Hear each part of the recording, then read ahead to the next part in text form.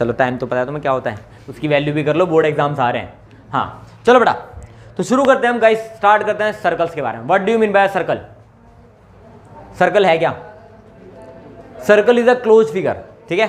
Circle एक ऐसी close figure होती है which is equidistance from a particular point, किसी एक पर्टिकुलर पॉइंट से हमेशा इक्विडिस्टेंस रहती है, उसे क्या कहलाते हैं? सर्कल। अब ऐसी और कोई फिगर नहीं है जो एक पर्टिकुलर पॉइंट जिसे हम सर्कल का सेंटर कहते हैं उससे हमेशा वो सेम डिस्टेंस पे रहती है, जिसका नाम हम क्या देते हैं? रेडियस। याद है ना, रेडियस क्या होती है? Distance from the centre to the circumference of the circle, that is called radius of the circle. तो सिंपल सा फंडा, सिंपल सा लॉजिक याद रखो, what is the radius of the circle? Is the distance between the centre of the circle and circumferences. तो ऐसी close figure जो एक particular point जिसको हम सेंटर नाम देते हैं उससे इक्विडिस्टेंस रहती है, वो क्या कहलाती है? वो सर्कल कहलाता है। तो उनके डिस्टेंस सर्कल है, देखो कितना भी हो ये हमेशा सेम रहेगी, ये जो डिस्टेंस है वो क्या करेगी? हमेशा सेम रहेगा, जिसको हम क्या नाम दे देते हैं? रेडियस। क्लियर हुआ?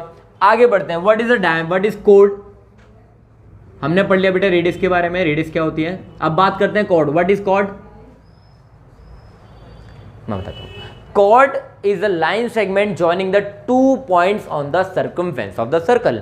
मतलब सर्कल के ऊपर कोई भी दो पॉइंट्स हो, उन्हें अगर आप ज्वाइन कर देते हो तो आपको जो मिलती है उस लाइन का नाम क्या होता है? कॉर्ड। क्या? दोबारा, सर्कल के ऊपर कोई भी दो पॉइंट्स हैं, अगर आप उन्हें ज्वाइन कर लें तो आपको क्या मिल जाता है? कॉर्ड। क्लियर हुआ कॉर्ड का मतलब क्या होता है? अब आगे बढ़ते हैं बच्चों डायमीटर के लिए। What is diameter of the circle? Diameter क्या होता है? अच्छा चलो, ये तो बच्चे वाली डेफिनेशन है, एक सर्कल को दो पार्ट्स में डिवाइड करता है, गुड जॉब। अब वो एक जना बोलो डायमीटर रेडियस का डबल होता है। हाँ ये भी होता है, लेकिन एक्चुअली डायमीटर का मतलब क्या है? What do you mean by diameter? Can I say that diameter is a cord? कह सकता हूं? क्यों? अभी मैंने डेफिनेशन क्या बताई कॉर्ड की? सर्कल के ऊपर दो पॉइंट्स हैं, उन्हें ज्वाइन कर दो, आपको एक कॉर्ड मिल जाती है। तो डायमीटर क्या है? Yes, longest chord. अगर मैं इन दोनों पॉइंट को ज्वाइन कर रहा हूं, देखो है तो वही ना, कॉर्ड ही है, बिकॉज सर्कल के दो पॉइंट को ज्वाइन किया, but the chord which passes through the centre is known as the diameter, because, और इसको हम क्या कहते हैं? Longest chord of the circle. It's divide circle into two equal parts. Clear हुआ कॉर्ड का मतलब क्या होता है? किसी को दिक्कत तो बताओ। नेक्स्ट पे आगे हम बात करते हैं कॉर्ड के बाद जो होता है हमारी नेक्स्ट लाइन, जिसका नाम है टेंजेंट, जो आपके लिए मोस्ट इंपॉर्टेंट है। What do you mean by tangent? Yes, tangent का मतलब टच करते हुए निकलना। Tangent is a line segment जो सर्कल को टच करते हुए पास हो जाती है किसी भी एक पर्टिकुलर पॉइंट से, वो क्या है? हमारी टेंजेंट। जिस पॉइंट पे टच करिए उस पॉइंट को नाम देते हैं बेटा पॉइंट ऑफ कांटेक्ट। अब एक पॉइंट से सर्कल की कितनी टेंजेंट्स पास हो सकती हैं? Only single. अब आप ऐसे जा रहे हैं, ऐसे जा रही है, एक ही मान लेंगे हम, एक ही तो बात है, वो अलग अलग थोड़ी है। अब भाई मैं यहां से लेकर वहां तक गया, वहां से यहां तक आ गया, लाइन तो एक ही पे चल रहे हैं ना। बेसिकली यहां से लेकर यहां तक का मतलब है एक ही लाइन पास हो रही है, चाहे वो आप डायवर्ड ले लो, डाउनवर्ड ले लो, चाहे अपवर्ड ले लो, सेम थिंग। समझ में आया? टेंजेंट कितनी होती है किसी सर्कल की? एक पॉइंट से। लेकिन अगर मैं बात करूं किसी एक एक्सटर्नल पॉइंट से कितनी टेंजेंट ड्रॉन हो सकती है सर्कल के लिए? यस, इट इज 2, बिकॉज अगर मैं कोई बाहर पॉइंट ले रहा हूं तो इससे एक टेंजेंट ऊपर भी हो सकती है, कैसे? पास टच होते हुई, और एक टेंजेंट ये भी हो सकती है, करेक्ट ना? तो कितनी टेंजेंट पास होते हैं एक external point of the circle से?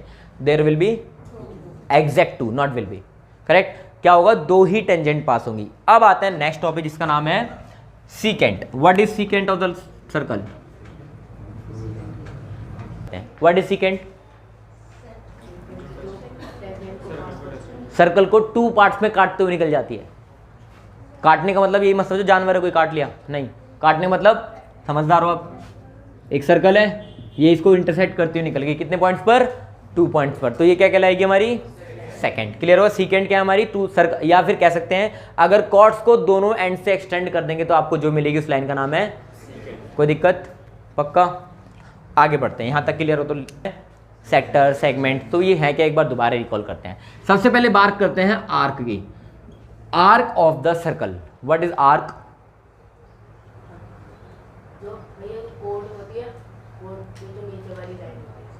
सर्कल का कोई सी भी सर्कमफेरेंस की लेंथ कितने भी पार्ट्स में डिवाइड कर लो। आप सर्कल है, जैसे मान लो इसको मैं 2 पार्ट्स में डिवाइड करता हूं, तो ये जो पार्ट है ये आर्क कहलाएगी। ठीक है, ये क्या है आर्क। जब हम स्माइली बनाते हैं तो सबसे पहले यही बनाते हैं, 2 आंख बना दी, 2 सर्कल और एक आर्क, नहीं बनाते? हाँ, तो ये क्या स्माइली सा, मैं मेरी तरह स्माइली फेस, नहीं मेरा फेस स्माइली, हाँ गुड। तो ये क्या हमारी आर्क की तो है, किसकी? एक सर्कल की। तो दैट इज अ आर्क। कौन सी है ये? माइनर। और ये कौन सी होगी? अब माइनर मेजर चीजें पता कैसे चलते हैं अभी बताता हूँ, 2 मिनट पहले इसको ध्यान से, ये समझ में आर्क क्या होती है। नेक्स्ट आता है हमारा बेटा सेक्टर। नोएडा का सेक्टर नहीं, नोएडा नहीं जाना मैं। सेक्टर ऑफ द सर्कल क्या होता है? गुड। सेक्टर क्या होता है? Region between radii and yes arc. तो रेडियस और आर्क के बीच का जो ये है हमारा, पिज्जा तो सब खाते हो, वही वाला सेक्टर ना, ये पहले ही बताया था आपको। सेक्टर क्या होता है? Like a slice of pizza. मुंह में पानी मत लाओ। ये क्या हमारा, अब ये क्या है? माइनर ऑफ कोर्स, और ये क्या है? Major sector. एक और चीज आती है, वो है segment. What is the segment of the circle? Yes, chord जो होती है, कॉर्ड और आर्क के बीच का जो रीजन है वो क्या है? ये हमारी कॉर्ड है, तो ये वाला पोर्शन क्या है हमारा? सेगमेंट। कौन सा? Yes, it is minor segment. और ये वाला पोर्शन मेजर सेगमेंट। क्लियर हुआ?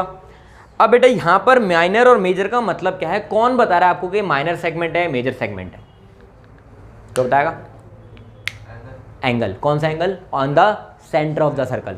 देखो बेटा ध्यान से, ये एंगल डिपेंड करता है, जैसे मैं इस आर्क को अगर ज्वाइन करता हूं तो यहां पर एंगल कितने डिग्री का बन रहा है, तो माइनर के लिए कितना एंगल होना चाहिए? It is less than 180। 179 का मतलब भी बेटा माइनर आर्क ही है, या माइनर सेगमेंट या माइनर सेक्टर ही है। माइनर का मतलब अगर एंगल 180 से कम है तो वो माइनर है, और 180 से ज़्यादा है मेजर। अब जो 180 है ना माइनर ना major, it is semi circle. वो क्या करेगा? सेमी सर्कल हो जाएगा। देखो नॉर्मल सी बात बता रहा हूँ, एक सिंपल समझो। मैंने एक सेक्टर लेना है, माइनर सेक्टर, माइनर उसका 180 डिग्री का। मैंने कहा एक लाइन रेडियस ये ले ली और 180 डिग्री पे दूसरी ले ली, ये क्या सेक्टर बना रही है? पॉकीमोन बॉल जैसी बना दी मैंने, ऐसी कुछ होती है ना वो। हाँ, लेकिन बेसिकली मेरा कहने का क्या मतलब है, अगर मैं इसको 180 डिग्री के एंगल पे लूँ तो सर्कल कितने पार्ट्स में डिवाइड हो? सेक्टर में। सेक्टर तो दिखने, सेक्टर का मतलब क्या होता है? जो 2 रेडियस को ज्वाइन करते हैं। यहाँ तो डायमीटर बन गया, स्ट्रेट लाइन बन गई, तो वो इक्वल पार्ट्स में डिवाइड नहीं हुआ। इक्वल का मतलब क्या लिखते हैं हम? सेमी, आधा। आधा क्या होता है? सेमी। सेमी सर्कल क्या है हमारा? अगर 180 डिग्री का एंगल हो। समझ आया ना सेमी सर्कल का मतलब क्या है? इसीलिए यहाँ पर हम ना माइनर मेजर करते हैं ना मेजर। सेक्टर ही नहीं बनेगा, सेगमेंट बनेगा इसका, दोनों इक्वल सेगमेंट्स हो जाएंगे। दैट्स वाई ना सेक्टर है ना सेगमेंट। सेक्टर भी ऐसे लग रहा है, सेगमेंट भी ऐसे लग रहा है, इसलिए यहाँ सेक्टर सेगमेंट डिवाइड ही नहीं हो पा रहा। हो रहा है क्या? सेक्टर सेगमेंट डिवाइड होता है ना। ये सेक्टर अलग है, सेगमेंट अलग है। अगर मैं इसकी कॉर्ड को ज्वाइन कर दूं तो ये सेगमेंट अलग दिख रहा है, सेक्टर वाला पोर्शन अलग दिख रहा है, लेकिन उसमें तो आपको पता नहीं चला कब सेक्टर यूज हो रहा है, कब सेगमेंट यूज हो रहा है। तो दैट इज द रीजन आपको क्या है यहाँ पर ना, यहाँ ना सेक्टर होता है ना सेगमेंट होता है, क्या होता है? सिर्फ सेमी सर्कल। सिंपल क्लियर हुआ? सिंपल से शब्दों में समझाया, समझ में आ गया? पहली थ्योरम क्या थी हमारी सर्कल के बेस की? किसी को नहीं याद? अभी रिकॉल करता हूँ, याद आ जाएगी, ध्यान से देखना बेटा। हाँ, परपेंडिकुलर ड्रॉन पहली थ्योरम थी हमारी बेटा। पहली थ्योरम जो सर्कल की है वो है perpendicular drawn from the centre to the chord of the circle. अगर सर्कल की कॉर्ड पर सेंटर से एक परपेंडिकुलर ड्रॉन कर दिया जाए तो वो क्या करेगा बेटा? कॉर्ड को 2 इक्वल पार्ट्स में डिवाइड कर देगा, यानी bisect the chord. Perpendicular drawn from the centre to the chord of the circle, it's bisect the chord. Clear हुआ? तो ये हमारी पहली थी, पहली थ्योरम हमारी क्या है? ये वाली। क्लियर हुआ? सेकंड के बाद बात करें, एंगल्स की एक थ्योरम थी हमारी कि अगर कोई एक हमारे पास सेगमेंट है, सेगमेंट का मतलब कॉर्ड है, कॉर्ड पे जो एंगल बन रहा है सेंटर पे, मान लेते हैं यहाँ कोई एंगल है, तो वो एक्चुअली क्या है? सर्कमफेरेंस पे जो एंगल बन रहा है, कौन से? मेजर पार्ट पे, वो जो एंगल बन रहा है इसका क्या होगा? डबल हो जाएगा। तो यानी अगर ये एक्स है तो ये कितना है? समझ आया? अगर ये एंगल एक्स है तो ये कितना है? 2x। अच्छा, अब ये एंगल कितना होगा? x। एक सेगमेंट से या एक कॉर्ड से सर्कमफेरेंस पर जितने भी एंगल्स बनेंगे सेम सर्कमफेरेंस पर, तो वो हमेशा क्या होंगे? इक्वल होंगे, चाहे कहीं भी बना लो आप। ये एंगल कितना होगा? x, ये एंगल कितना होगा? x, again same. ठीक है, नेक्स्ट थ्योरम की बात करते हैं। इसे कहते हैं हम cyclic quadrilateral. What is cyclic quadrilateral? When the circle is circumscribed a quadrilateral. अगर एक सर्कल किसको, क्वाड्रिलेटर को सर्कमस्क्राइब कर ले। सर्कमस्क्राइब मतलब समझ में आ गया हो क्या होता है? सर्कमस्क्राइब मतलब उसके अंदर सर्कल के चारों जो एजेस हैं, चारों जो वर्टेक्स हैं, वो उसके क्या हैं, सर्कमफेरेंस पे लाई करते हैं, उसे कहते हैं सर्कमस्क्राइब द क्वाड्रिलेटर। अब इसमें एक थ्योरम हमारी क्या है, इसके जो अपोजिट एंगल्स हैं, मान लेते हैं इसका नाम ए बी सी डी है क्वाड्रिलेटर का, तो इसके एंगल ए और एंगल सी का सम कितना होगा? That is called cyclic quadrilateral. Same angle B plus angle D, yes. तो ये हमारी क्या है, अपोजिट एंगल का सम कितना होता है? 180। ठीक है, क्लियर। नेक्स्ट पे आते हैं। अब एक और, अगर हमारे पास एक सर्कल दे रखा है, वो हमारा क्या है, डायमीटर है। डायमीटर पे एक सर्कल है। अब मेरे को बताना है ये एंगल कितने डिग्री का होगा, बताओ। क्यों 90 करेक्ट आंसर, बिल्कुल। क्यों? तुक्का मार दिया, क्योंकि तुक्का मार दिया। हाँ correct, yes, it is from second theorem, ये वाली थ्योरम। बेटा देखो मैंने आपको बताया सेंटर पे जो एंगल बन रहा है वो इसका डबल होता है। तो यहां पर एंगल कितना है बेटा? तो ये इसका डबल हुआ है, तो ये क्या हुआ, यानी मैं इसका अगर हाफ कर दूं तो ये भी तो मिलेगा ना। अगर ये इसका डबल है तो ये इसका हाफ भी है। क्लियर हुआ? तो ये हमारी कौन सी थ्योरम है, सर्कल के अंदर की। क्लियर हुआ? यहां तक कोई दिक्कत? The common point between tangent and the circle. Circle और टेंजेंट के बीच में जो कॉमन पॉइंट होता है उसे पॉइंट ऑफ कांटेक्ट कहते हैं। अगर मैं उससे रेडियस ड्रॉन कर दूं, मान लो एक टेंजेंट है हमारी, ये हमारी टेंजेंट है, और मैं इसको अगर सेंटर ऑफ द सर्कल से ज्वाइन कर दूं तो ऑलवेज परपेंडिकुलर होगा। दैट इज बिकॉज ऑफ, हमने 9th क्लास में एक थ्योरम पढ़ी थी कि सबसे छोटा डिस्टेंस क्या होता है? What is the smallest distance of a point from anything, from any line segment. मेरे पास एक लाइन है, मैं इस पॉइंट से इसका डिस्टेंस निकालना चाहता हूँ, सबसे छोटा डिस्टेंस कौन सा होगा?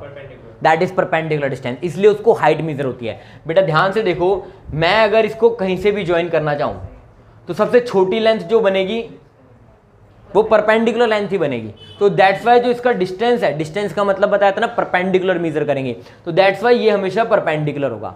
क्योंकि रेडियस देखो नॉर्मल, जैसे इसको एक्सटेंड करोगे तो रेडियस से दूर होती जा रही है वो, और रेडियस से एक्सटेंड होगी तो लेंथ बढ़ेगी ना, छोटी तो नहीं होगी ना। तो सबसे छोटी लेंथ हमेशा परपेंडिकुलर होती है। तो दैट्स वाई यहाँ एंगल कितने डिग्री का है? 90 डिग्री का। थोड़ी सी कॉमन सेंस यूज करो और आंसर में आ गया ना। अब आगे बढ़ते हैं हमारी नेक्स्ट थ्योरम। अगर कोई सर्कल है, ठीक है, उसके अगर पॉइंट्स को ज्वाइन कर दें, टेंजेंट्स बना दे उस पर 2, तो एक्सटर्नल पॉइंट, देखो ध्यान समझो, the two tangent drawn from external point of a circle are always equal. Point of contact तक खाली, ये नहीं कि कहीं तक भी जा रही इक्वल ही रही हो, नहीं। अगर एक एक्सटर्नल पॉइंट से टेंजेंट्स ड्रॉन करते हैं, pair of tangent he possible है, ये बताया था कि एक एक्सटर्नल पॉइंट से 2 ही टेंजेंट ड्रॉन होती है, तो ये दोनों टेंजेंट्स की लेंथ हमेशा सेम होगी। यानी अगर ये आपको 10 दिया है तो 100% ये भी 10 ही होगी। ये हमारी क्या है, एक्सटर्नल टेंजेंट की थ्योरम। अब इसमें एक और चीज जुड़ जाती है, अगर मैं इनको सेंटर से ज्वाइन कर दूं, अगर मैं इनको सेंटर से ज्वाइन कर दूं तो मुझे एक चीज पता है बेटा, ये एंगल दोनों 90 है। तो एक थ्योरम और आ जाती है, angle on the centre and the inclination of the tangents का सम 180 होता है। यानी ये दोनों सप्लीमेंट्री एंगल होते हैं। यानी अगर मैं इसको नाम करूं ए बी और ये मानता हूं पी, तो बेटा एंगल ओ और एंगल पी का सम कितना होगा? That is called supplementary angles, because of ये दोनों 90 है। क्वाड्रिलेटर का सम कितना होता है? हम हैं 180। क्वाड्रिलेटर का सम कितना होता है? 360। तो सिंपल सा फंडा, अगर एक क्वाड्रिलेटर जिसका सम 360 है, जिसमें 2 90 हो गए, 2 90 का मतलब 180 हो गया, तो बाकी दो बचे, वो कितने बचे? हो गया प्रूव आपका थ्योरम। रीजन समझो, आंसर अपने आप आता है, कोई करने की मेहनत नहीं है, ज़्यादा छोटी सी मेहनत करनी है आपको। समझ में आया? क्योंकि ये बेसिक बहुत इंपॉर्टेंट है, याद रखना। अगर आपको 10 चैप्टर अच्छे से करना है तो, यानी आपका सर्कल अच्छे से करना है तो कोई दिक्कत इसमें। एक और इसी के साथ थ्योरम बनती है। क्या है वो थ्योरम? अगर मैं इन दोनों को ज्वाइन कर दूं, अगर मैं OP को ज्वाइन करूं, OP जो लाइन है वो क्या करेगी बेटा? एंगल O और एंगल P दोनों को बाइसेक्ट करती है। जो हमारी OP लाइन है वो एक्चुअली क्या करती है? दोनों एंगल्स को बाइसेक्ट करती है। रीजन भी बता दो बेटा, मैंने ये दोनों इक्वल बताई आपको, ये दोनों इक्वल रहेंगी रेडियाई है ना, और ये लाइन कॉमन हो गई, दोनों ट्रायंगल कॉन्ग्रुएंट हो गए। कॉन्ग्रुएंट होने का मतलब ये एंगल इसके इक्वल, ये एंगल इसके इक्वल, और ये एंगल तो इसके इक्वल है ही। तो that is the reason congruency के थ्रू ये क्या हो जाता है, तीनों एंगल्स भी इक्वल, तीनों साइड्स भी equal, that's is the reason. Clear हुआ, समझ में आया ना? और कोई दिक्कत तो बताओ, पक्का?